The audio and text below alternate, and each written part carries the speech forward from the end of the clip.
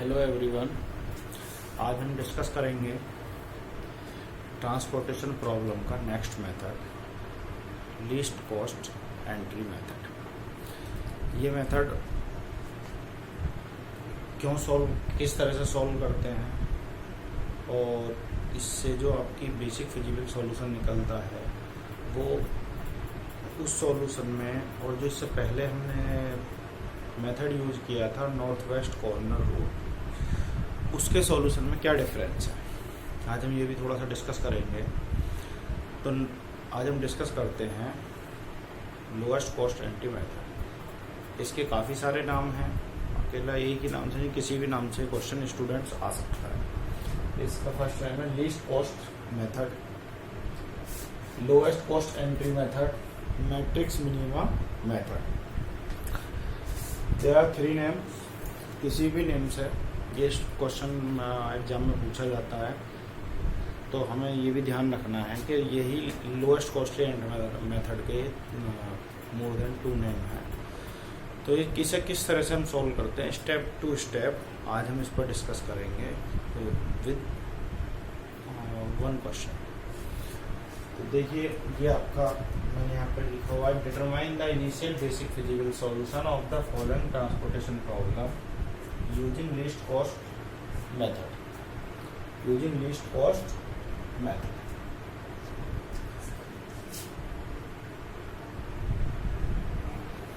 ये इसके table given है, जिस तरह से लास्ट लेक्चर में टेबल गिवन थी उसी तरह से। तो ये आपके डेस्टिनेशन होते हैं, उनके कॉरस्पॉन्डिंग जो भी ये डिमांड या रिक्वायरमेंट होती है, रिक्वायरमेंट, और यहाँ पर सप्लाई या अवेलेबिलिटी, सप्लाई या अवेलेबिलिटी, जो भी आपके ओरिजिन्स हैं और डेस्टिनेशंस जो भी हैं, तो वहाँ तक ये जो इसके बीच में ये नोट डाउन होती है, ये सब होती है ट्रांसपोर्टेशन कॉस्ट। ये ट्रांसपोर्टेशन कॉस्ट है जो आपका F1 सोर्स है, उससे W1 पर जाने के लिए जो भी कॉस्ट है वो transportation cost. Similarly apply for full table. इस तरह से अब हम इसमें एक एक स्टेप यूज करते हुए हम आगे चलते हैं। तो लोएस्ट कॉस्ट एंट्री मेथड में क्या है कि जो भी मैट्रिक्स गिवन है आपके पास ट्रांसपोर्टेशन प्रॉब्लम का, इसमें लीस्ट कॉस्ट लेते हैं हम।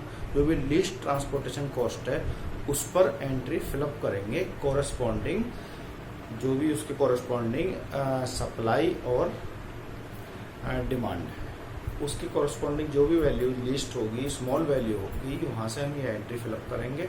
ये लोएस्ट कॉस्ट एंट्री मेथड में इस तरह से।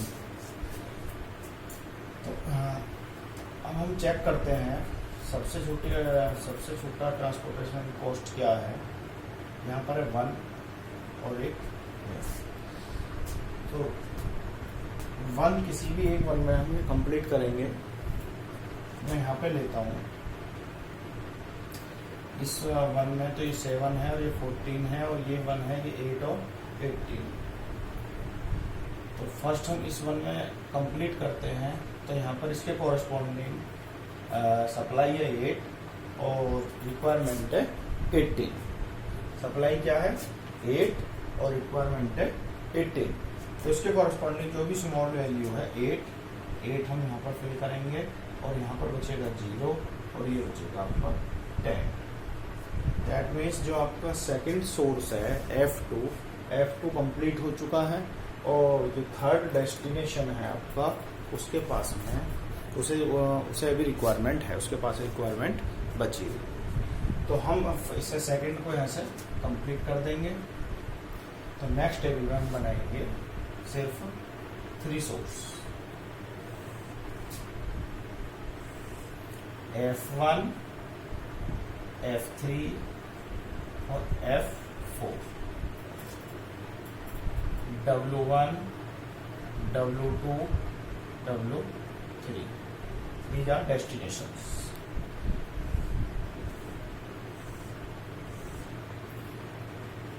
2, 7, 4, 5, 4, 7, 1, 6, 2। F1 के कॉरस्पॉन्डिंग सप्लाई 5, F3 की supply 7 and corresponding to F4 40, demand 7, 9 और 10। अभी नेक्स्ट टेबल में जो भी लोएस्ट एलिमेंट होगा उसके कॉरेस्पॉन्डिंग सप्लाई और डिमांड चेक करेंगे और उसमें से जो भी स्मॉल वैल्यू होगी वो उस सेल के अंदर फिल करेंगे। तो यहाँ पे सबसे लोएस्ट कॉस्ट है 1, तो 1 के कॉरेस्पॉन्डिंग 14 और 7, तो ये आएगा 7, ये कंप्लीट हो गया और यहाँ पे बचेगा 7, यानी कि W1 जो भी आपका डेस्टिनेशन है वो कंप्लीट हो चुका है।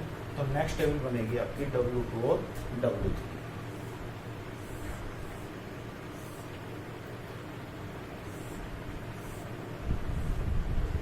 W2, W3, F1, F3 and F4। Entries इसमें 7, 4, 4, 7, 6, 2, 9 डिमांड, 10 डिमांड और सप्लाई F1 की है 5 और ये 7 और 7। अब नेक्स्ट टेबल में भी हम वही रूल अप्लाई करेंगे। जो भी आपका लोएस्ट कॉस्ट है, मेथड का नाम ही है लोएस्ट कॉस्ट एंट्री मेथड। तो लोएस्ट जो भी वैल्यू होगी उसके कॉरेस्पॉन्डिंग सप्लाई और डिमांड में से हम चेक करेंगे। जो भी लिस्ट वैल्यू होगी, स्मॉल वैल्यू होगी, उस वैल्यू को हम उस सेल के अंदर एलोकेट करेंगे।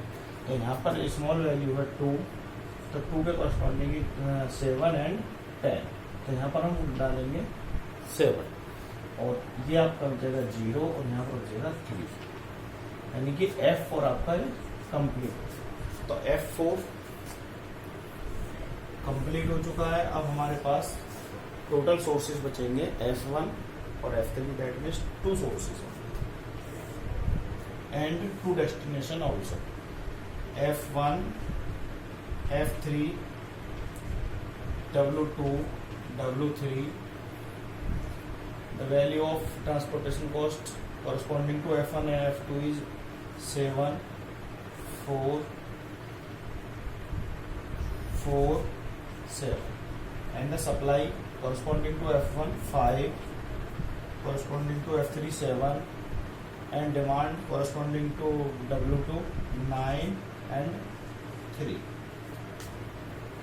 नेक्स्ट अब हम फिर इसमें जो भी स्मॉल वैल्यू होगी जिस सेल के अंदर, उस वैल्यू पर हम एलोकेट करेंगे सप्लाई और डिमांड में से जो भी लेस वैल्यू होगी। तो यहाँ पर हम देखते हैं कि ये 4 स्मॉल वैल्यू है, 4 2 टाइम्स आ रहा है, तो किसी 4 पे हम एलोकेट करेंगे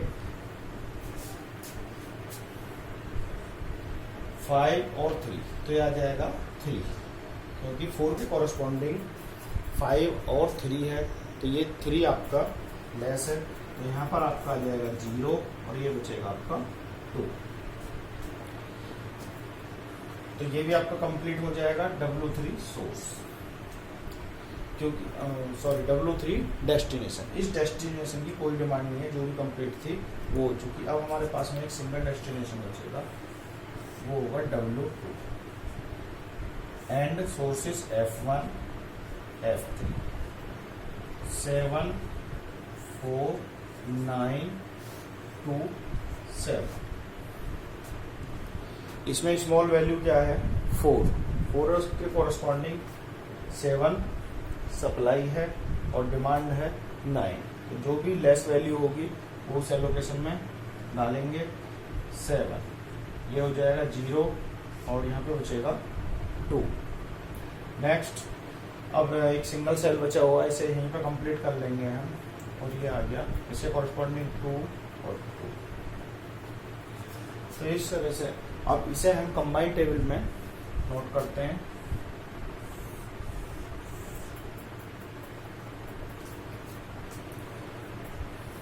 F1, F2, F3, F4,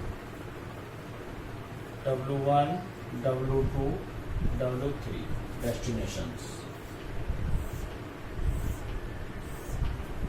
Write the values 2, 7, 4, 3 3 1 5 4 7 1 6 2.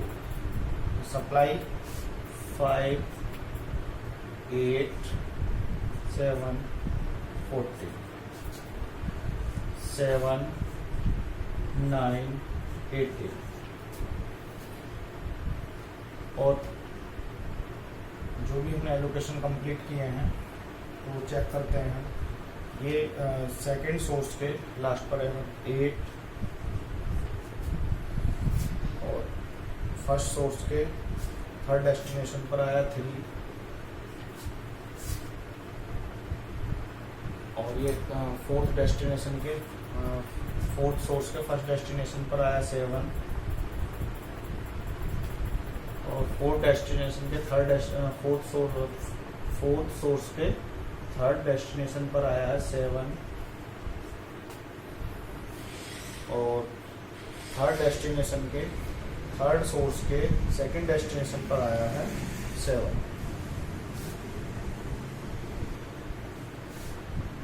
और यहाँ पर आया है 2. तो total transportation cost, total minimum transportation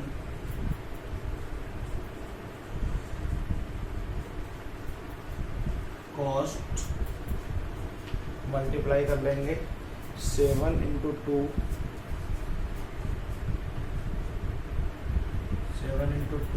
plus 4 into 3 plus 1 into 8 plus 4 into 7 plus 1 into 7 plus 2 into 7. इसे सॉल्व करने के बाद इसका आंसर आता है अपना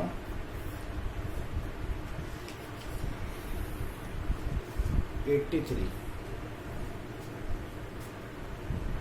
आता 83.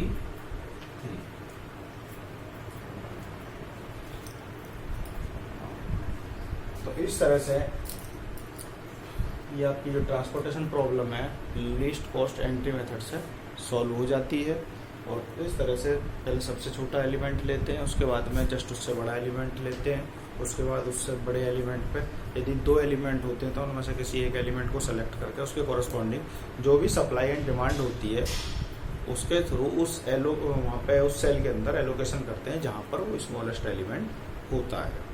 तो इस तरह से ये आपकी ट्रांसपोर्टेशन कॉस्ट निकल जाती है। और ये ट्रांसपोर्टेशन कॉस्ट वेरी करती है फॉर डिफरेंट मेथड्स। यही इसी न्यूमेरिकल के लिए अगर हम बात करें तो किसी अनदर मेथड से ट्रांसपोर्टेशन कॉस्ट अलग होगी और लिस्ट कॉस्ट एंड मेथड से अलग होगी। नेक्स्ट मेथड हम डिस्कस करेंगे Vogel approximation method, that means penalty method, next lecture में। Okay, thank you.